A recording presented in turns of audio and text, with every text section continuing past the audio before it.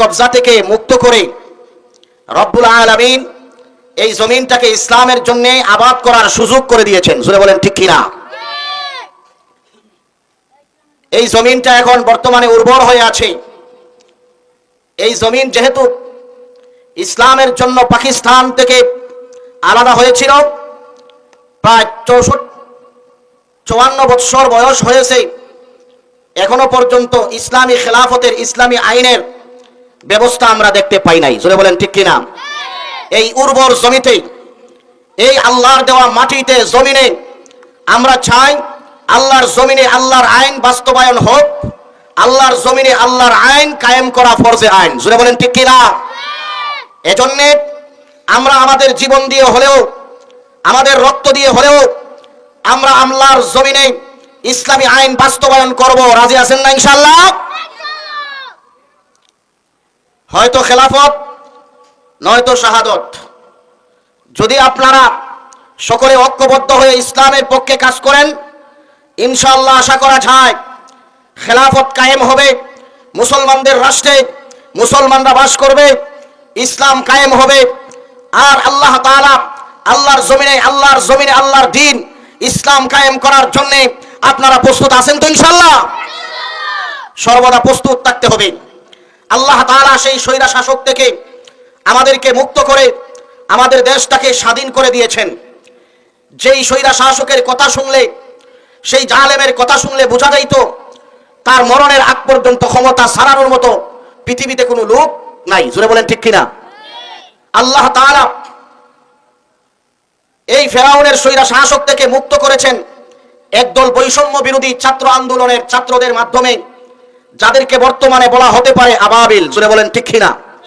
তারাও এক ধরনের আবাবিল, যারা 40-41 সাল পর্যন্ত গদিতে বসে গ্যারান্টি দিয়েছিল যে তারা সেটা বাস্তবায়ন করতেছিল। জামাতের নাম বললে তাদেরকে কাঠ গড়ায় দাঁড় করানো হতো।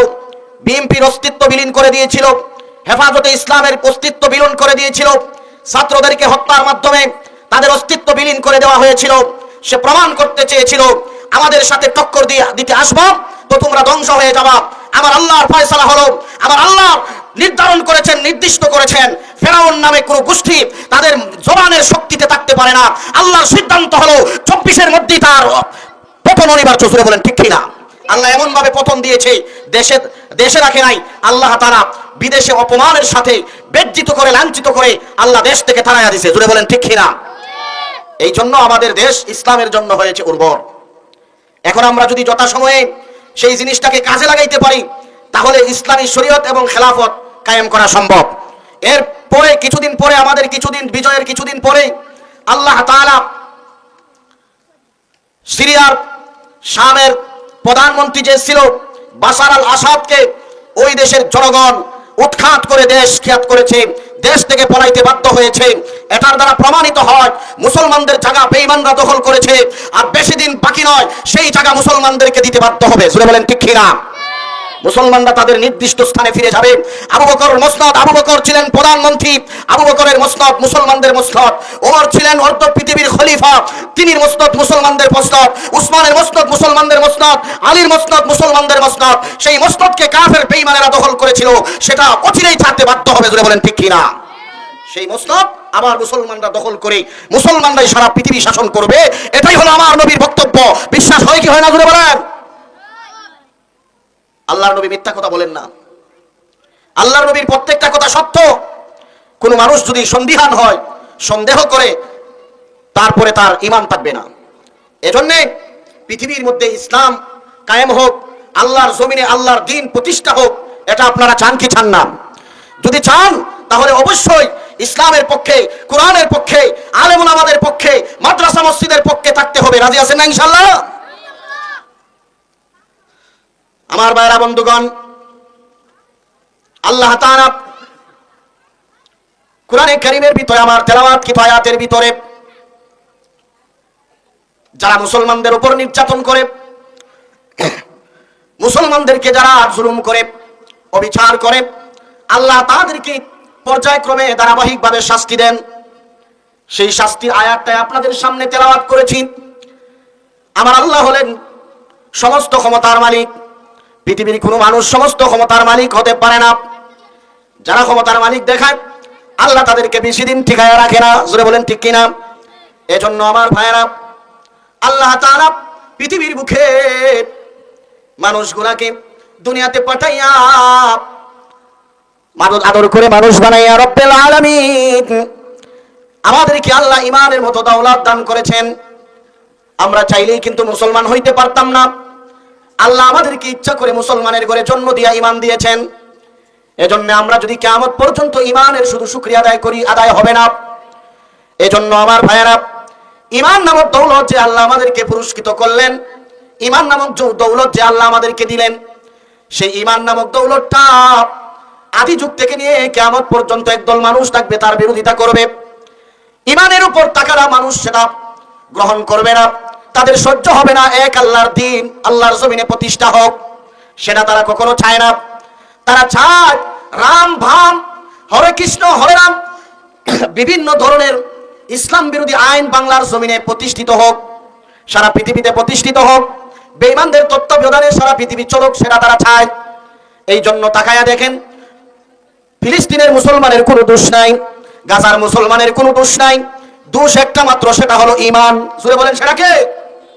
যদি ঈমান না হতো, তাদের মতো যদি বেঈমান হতো, তাহলে তারা আদর করে কুলে নিয়ে মহব্বত করে ভালোবাসতো। জোরে বলেন ঠিক কিনা?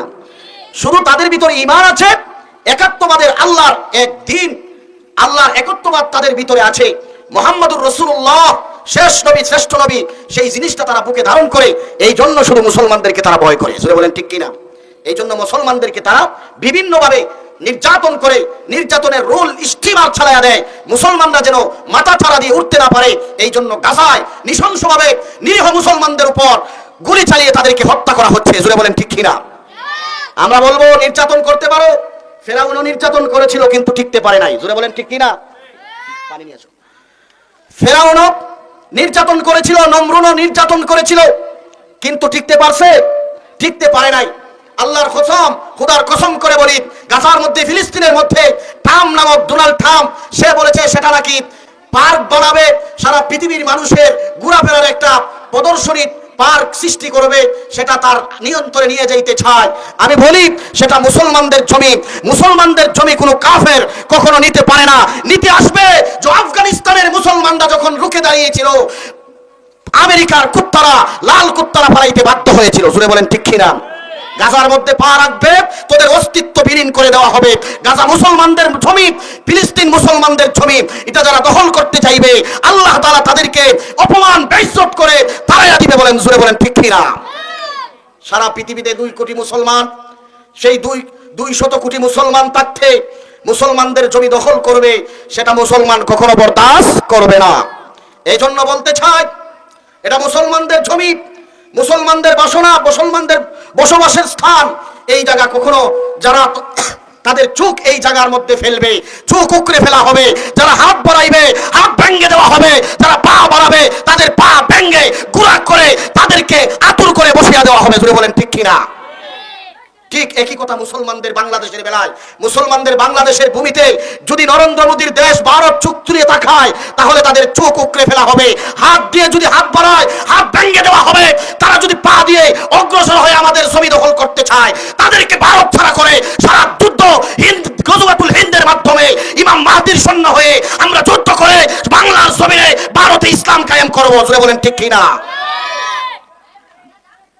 পূর্ব মহাদেশে ইসলাম কায়েম হবে, ইমাম মাহদির তত্ত্বাবধানে ইসলাম প্রতিষ্ঠিত হবে। এটা আল্লাহর নবীর ওসিহত। বিশ্বাস হয় কি হয় না? এজন্য আমার ভাইয়েরা, ইমাম মাহদির সৈন্য অংশগ্রহণ করতে হলে, ইমাম মাহদির দলে অংশগ্রহণ করতে হলে, ইমাম মাহদির মতো ঈমান নিয়ে, কবিরা গুনাহ বর্জন করে, শিরক মুক্ত ঈমান নিয়ে সামনে আগায়া যান। পায়ের মাথার ঘাম পায়ে ফেলেন, গভীর রাত্রে আল্লাহর কাছে কান্নাকাটি নুরাজারি করেন। আশা করা যায় আমরা অবশ্যই গজওয়াতুল হিন্দে অংশগ্রহণ করে আমরা মুসলমানরা বিজয় লাভ করব। জোরে বলেন ঠিক কিনা? পৃথিবীতে যারাই আমাদের উপর, মুসলমানদের উপর নির্যাতন করেছে, আল্লাহ তাদেরকে দমায়া দিছে।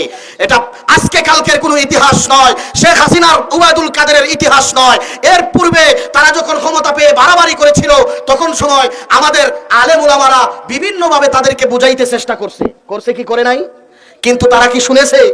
ফেরাউনের কথা বলেছে, নমরুদের কথা বলে উদাহরণ দিয়েছে, তারা শুধু আমাদের কথা শুনে ঠাট্টা করেছে। আমি বলবো এই স্বৈরাচারকে রব্বুল আলামিন এমন ভাবে পতন করিয়েছে, ফেরাউনের চাইতে নিকৃষ্ট পতন হয়েছে। জোরে বলেন ঠিক কি না? তাহলে আল্লাহ শুধু আমাদেরকে দেখান, সুযোগ দেন। আল্লাহ শুধু আমাদেরকে সুযোগ দেন, দেখো একটু ধৈর্য ধরো। ইন্না বাতশা রাব্বিকা লাশাদীদ। আল্লাহ যারে ধরে তারে কখনো ছাড়ে না। জোরে বলেন ঠিক কি না? আল্লাহ ছেড়ে দেয় কিন্তু ছেড়ে দেয় না, আল্লাহ ছাড় দেয় ছেড়ে দেয় না। আল্লাহ যখন যাকে ধরবে তার অস্তিত্ব বিলীন করে দিবে। আল্লাহ তাআলা এমন ভাবে ধরছে দেশে ওর থাকতে পারে না, দেশ থেকে পালাইতে বাধ্য হয়েছে। এটা হলো আল্লাহর ধরা, আল্লাহর ধরা। এই ঘটনা দিয়ে আমাদের ঈমান পাক্কা করা দরকার। জোরে বলেন ঠিক কি না? এত বড় একটা ঘটনা ঘটবে, ছোট ছোট ছাত্ররা আবাবিল নামক পাখি আইসা তাদেরকে দুনিয়া থেকে দেশ থেকে তাড়াইয়া দিবে, এটা কল্পনার বাহিরে ছিল। জোরে বলেন ঠিক কি না? এটা নুসরত, এটা সাহায্য একমাত্র আল্লাহর পক্ষ থেকে হয়েছে। জোরে বলেন ঠিক কি না? এর কারণ আলেমদের উপর, বড় বড় আল্লাহ ওয়ালাদের উপর, আল্লাহর ওলিদের উপর তারা নির্যাতনের স্টিমার চালিয়েছে। বেলালকে যেমন কাফের কুফার বেঈমানেরা নির্যাতনের স্টিমার চালিয়েছিল, ওই দেশে আল্লাহর দ্বীন কায়েম হয়েছিল, আল্লাহর নবী প্রধানমন্ত্রী হয়েছিলেন, প্রেসিডেন্ট হয়েছিলেন। ঠিক তেমনি ভাবে আল্লাহ তাআলা যারা মুসলমানদের রক্তে জমিনকে লাল করে, আল্লাহ তাআলা সেই জমিনকে মুসলমানদের অনুগত করে দেন। জোরে বলেন ঠিক কিনা? মুসলমানদের রক্ত বড় পাক, সেই রক্ত নিয়ে যদি কেউ খেলতে চায় আল্লাহ তাআলা ডবল খেলা দেয়। এই জন্য বলেছিলাম ইসলামিক রাষ্ট্র খেলাফত কায়েম করতে হলে এখনই আমাদের বাংলার জমিন উর্বর হয়ে আছে, আমরা ঐক্যবদ্ধ হয়ে ইসলামের পক্ষে, কোরআনের পক্ষে আমরা ভোট দিব, ভোট দিয়ে ইসলামকে ক্ষমতায় আনবো। রাজি আছেন ইনশাআল্লাহ?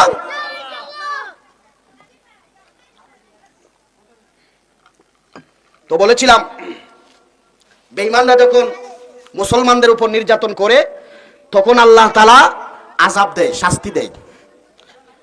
যেমন দেখেন পৃথিবীতে চীনে মুসলমানদেরকে যখন নির্যাতন করছে, ভারতে যখন মুসলমানদের উপর নির্যাতন করছে, আল্লাহ তাআলা করোনা নামক একটা করোনা দিয়া তাদেরকে সাইজ করেছে। আরে জোরে বলতে হবে, ঠিক না বেঠে? এই জন্য মুসলমানদের উপর নির্যাতন আল্লাহ সহ্য করে না। তো আমার ভাইয়েরা আসেন আমার তেলাওয়াতকৃত আয়াতের দিকে যাই।